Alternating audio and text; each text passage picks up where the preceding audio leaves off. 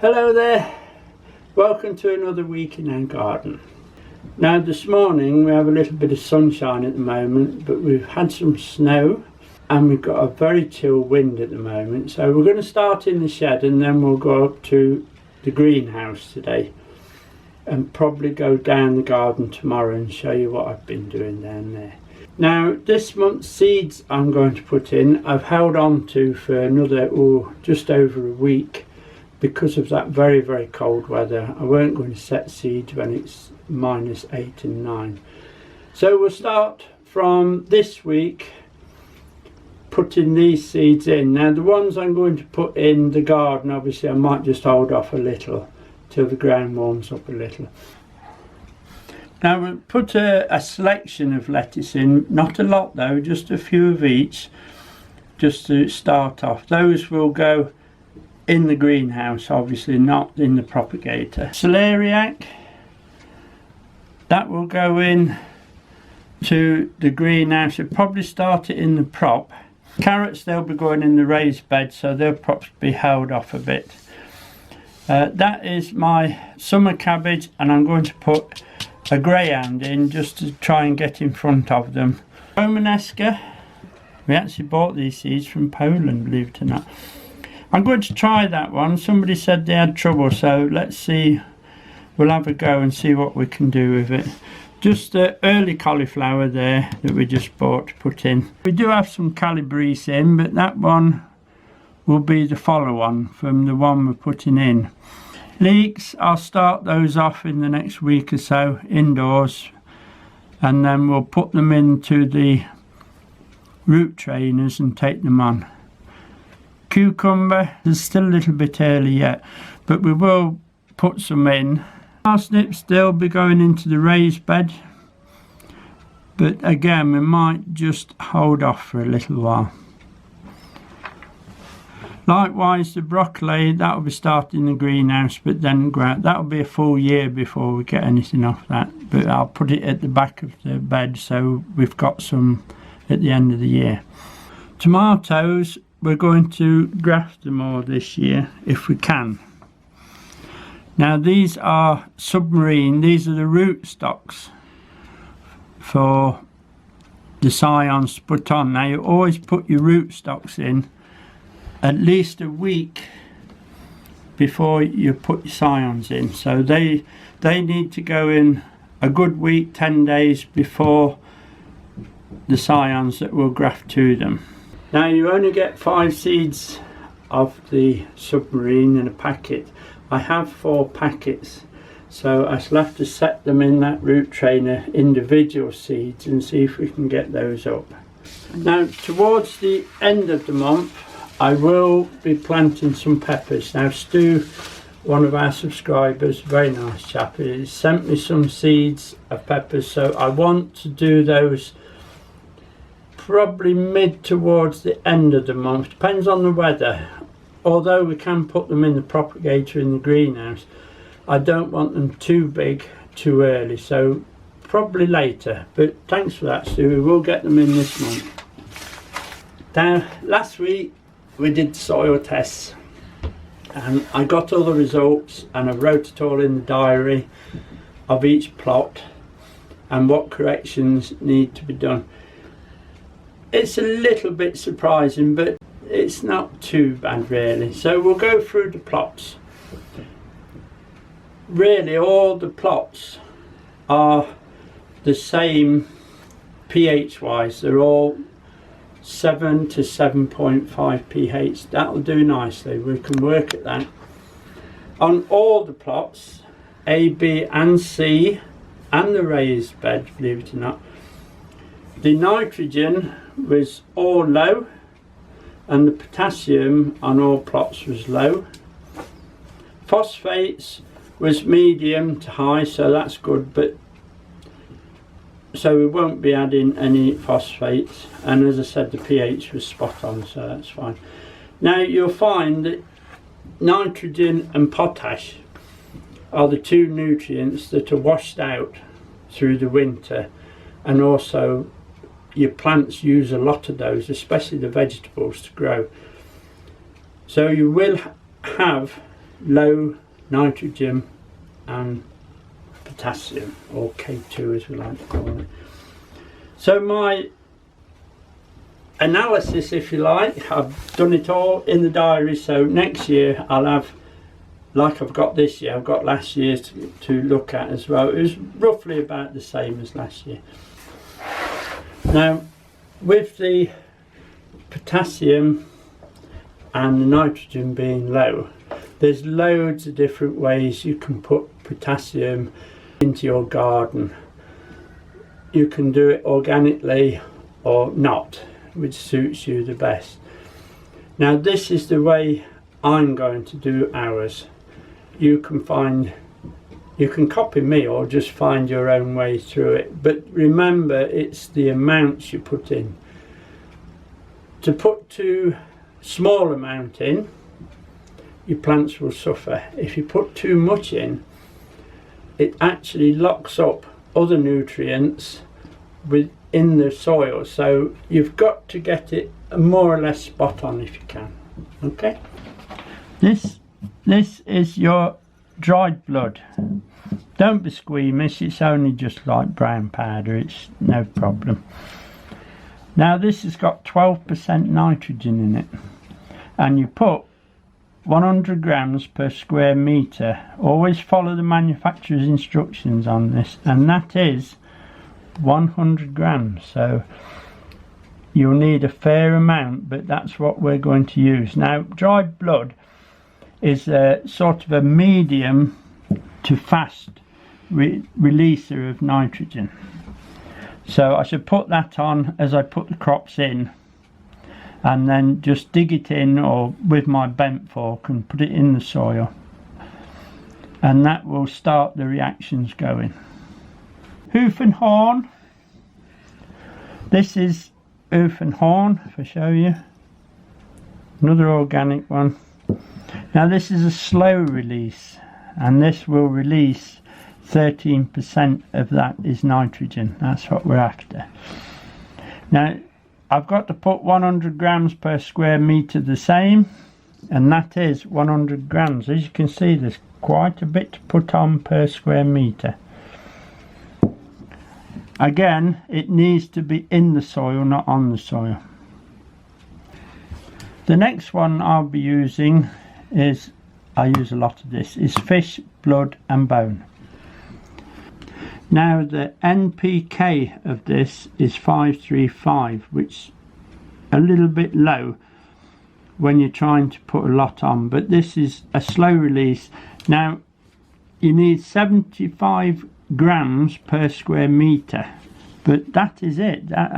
These are pelleted ones. You can get it in powder, but these are the pelleted ones. That's a fair amount to put on. You need quite a lot. I will be using this on the apple trees and in the fruit cage this year, because it has a high potassium in it and nitrogen. We know that the phosphorus is okay, so we'll use that, and that will bring up the balance. The last one we'll be using is sulphate of potash. Now it has 50% K2 in it. This is a very high, it actually comes from a mine, so it is organic, it's out of the ground. You only need 50 grams per square metre, and that's all you need. Right, again, like all these, they all need to be in the soil, not on the soil. Now if you're going to use it in your fruit cages or on your soft fruit, beware putting too much sulphate of potash or nitrate of potash, which is worse than sulphate, on the black currants, because they don't like it, the chloride or and etc. build up in the bed if you put it too much on your black currants. So this one on the fruit cage, and especially on the black currants, and then we're not going to burn the foliage or even burn the roots on that. That's what I'm going to use. There are loads and loads of different ways of putting N.P.K onto your garden. You must put it on or else you'll not get your crops out. Remember, don't put too much on, and if you're using some of these on the quantities that you're told to do, it's quite expensive, so you don't want to be putting too much on anyway because of the costs. Right, so that's how I'm going to correct all my nutrients, etc. I'll also be putting rock dust on, loads of it, it's good stuff. Now we'll need to go up to the greenhouse because I've opened the greenhouse up last week and I need to show you up there what we've been up to. Right, we're up in the greenhouse now. Now out of the wind, and when the sun comes up, it's just going behind a cloud at the moment. When the sun comes out it gets very, very warm in here. I have had the vents open a little bit this morning, but it's still very, very wet inside. But it will dry out slowly. If we can get a nice day, I'll get the vents fully open, and here it comes now. Look at that, wonderful. The greenhouse is now open for business. I'll just show you around what we've done and not doing yet. There's still plenty of room for the seeds. These are the overwintered geraniums out of the shed. I've started potting them up and bringing them up. Now, if you remember, we got the fleeces. I do fleece those down every night. Brought the propagators out of Byron's studio because the light levels were terrible down there. Those are the Sophinias we brought up from the shed and put on the windowsill. That was the first batch of cuttings. I only took those last week when it was really cold and wet. I wanted something to do. So I put those in. They've only been in a few days. Impatiens have took quite a knock. I think it was moving them out. It was a very cold day, but they might recover. But I have sat again anyway. Now to water this, I do it all with a spray gun. Don't get pumping like mad, just a gentle watering over. I used to do this first thing in the morning, but I left it today so I could show you, just to keep those cuttings nice and moist, and the impatiens, they'll be fine. We'll get quite a few out of those. But the thing is, if you don't keep them wet, with it being in the prop, it will dry out so fast. Now it looks we're putting quite a bit on, but when that sun comes out, these will dry off in minutes. The top vents on the props are open, so they'll soon dry in the sun. The other prop, there's those fuchsias that we took down in the shed, and those New Guinea impatiens. We've lost one of the New Guinea impatiens, but that's fine. We'll soon take another one and pop it in. As you can see, the little fuchsias, I'm sure they're rooting and coming up nicely now. The geraniums, these were the ones that were in that little pot. That's all we got. So I potted those and put them back in here to keep them nice and warm. That's a tray of impatiens that I reset because we lost one on the move. I'll just give these a little bit of water and we'll close the lid up. Keep them nice and warm. I do cover the propagators as well with fleece at night, and I will be doing towards the end, right till the end of this month. That's it, they're open to let the air through. I keep the water between the two propagators and it keeps it warm. These are the broad beans. As you can see, they're growing very well now. What I should do now is I should take these out of this crate, put them in a separate tray and start taking them out to start cooling them down. They're making excellent plants. And I don't know if I show you one. Oh, I don't know, this one. If we can get one out, it's a bit difficult to get out. There you are. There are all the roots that come through the bottom. Why they're called root trainers is when you set your seed and you get your adventurous root that starts first out of the seed. and it comes down to the bottom. It comes out the bottom, and then if you can see, the tips are just browning off. So that means that's stopped growing, and what happens then is it breaks further up and it fills up with roots from the seed as it does it. But they're fine, look, you see that one's just browning off a bit, and then it'll break and fill up, hence the root trainer. Sweet peas are doing fine. A little bit leggy because they drew up a bit because we put them in the studio. Now when they get to about this height, what I'll do is I'll come and I just pop the top out. You see, perhaps be easier when they're out of the way. But just take the top, the growing top out. There it is, look. Just take that off. And then they'll break and obviously fill out a little bit. Again, there's still some germinating in there. What I shall do is I'll start and cool these down a bit now, ready for going out.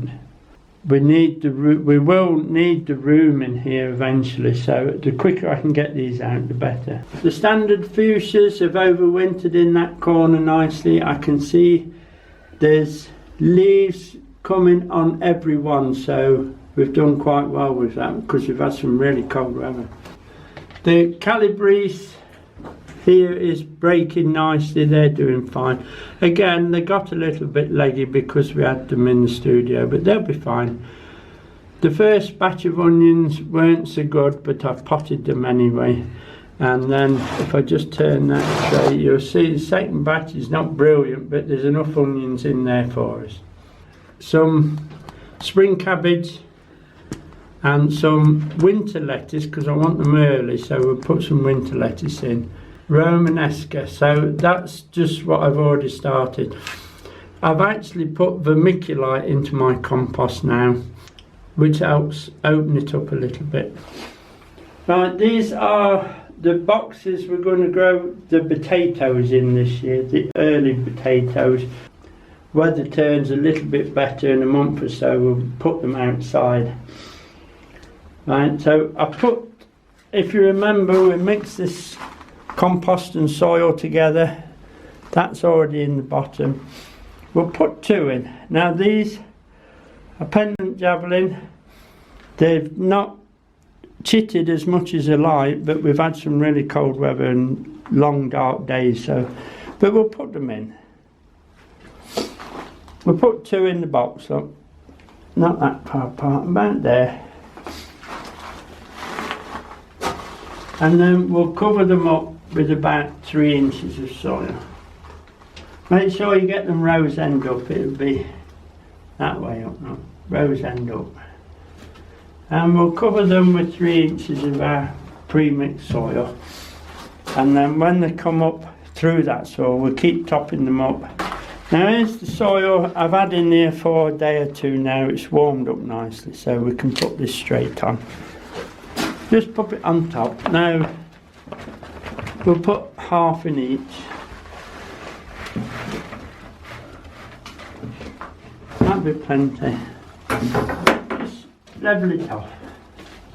And we'll just leave those now until they come on.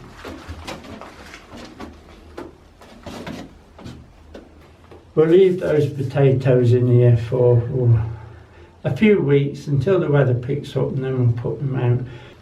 It's going to be very compact and busy in here, but it'll be alright. It's a good greenhouse, it works well. Hello everyone, Friday today. We had a good frost this morning, but it's all lifted now. Now the soil's still a bit sticky, but another job we need to do this time of year, a good spring job, is to get some feed onto these fruit trees. So hopefully, if the late frost don't get the fruit, we will have some fruit on. So what I'm going to do, as I said yesterday, I'm going to spread the fish blood and bone around it, that has got nitrogen and potassium in it. We know that the phosphate levels are okay from the tests, so we'll just use the fish blood and bone on all the fruit this year. I have in the autumn put some good garden compost around them, which is all decayed and the birds have turned it, and it's all into the soil now, so we just need to give a top dressing, then rake it well in. We'll do one of the trees. This is a plum tree, so we'll do this and then we'll move on to where other jobs we want to show you. If you remember yesterday, we measured out the amount we need for 1 square metre, so I'm really going to do a metre around each tree. I put the tape on so I can just fill up out the tub, and I know I always get around about that amount. This is pelleted, so there's no dust coming off it, so I can put it straight on. Now I'm going to put it in a band 12-15 inches from the trunk and just spread it around and then rake it well in, okay? It's not... And I'll have to use these mats, else I'll sink into the soil.